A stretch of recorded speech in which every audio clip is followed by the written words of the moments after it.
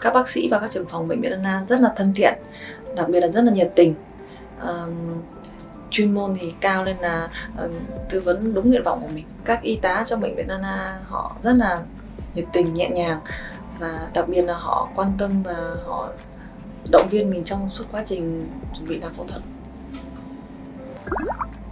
Là một khuôn mặt sưng to, đau và khác hoàn toàn với khuôn mặt trước đây của mình, nên là mình rất là lo lắng không biết là cuộc phẫu thuật này có thành công hay không. Trong 24 giờ đầu tiên thì cái khuôn mặt của mình, cái phần mắt và bộ phận mũi thì khá là đau và sưng, đặc biệt là tại vì nó có miếng bông trong đấy là rất là khó thở. Trong 72 tiếng đồng hồ đầu tiên thì khuôn mặt mình sưng, nhưng mà sưng rất là nhiều, nhưng mà sau 72 giờ thì là khuôn mặt nó đã được giảm bớt đi, giảm sưng. Sau 2 ngày thì quay lại bệnh viện để họ tháo bông ở trong mũi, với lại 1 tuần thì quay lại tái khám và được cắt chỉ với lại chăm sóc da. Khoảng 20 ngày thì khuôn mặt mình ổn định và có thể trang điểm được.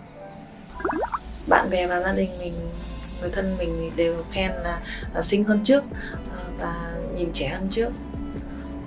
Cuộc sống của mình sau khi phẫu thuật thì mình cảm giác tự tin và hạnh phúc hơn. Mình cảm ơn bệnh viện và các trưởng phòng và các bác sĩ trong bệnh viện đã giúp cho mình có một cuộc phẫu thuật thành công như thế này. Mình cảm ơn tất cả mọi người trong bệnh viện.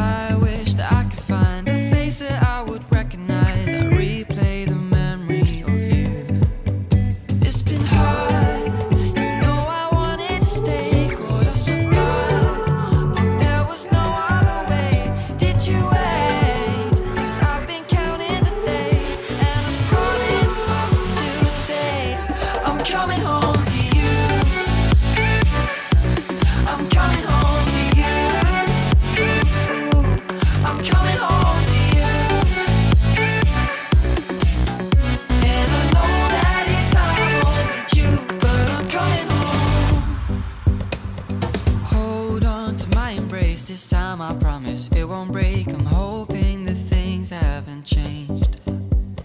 Life took us far apart, but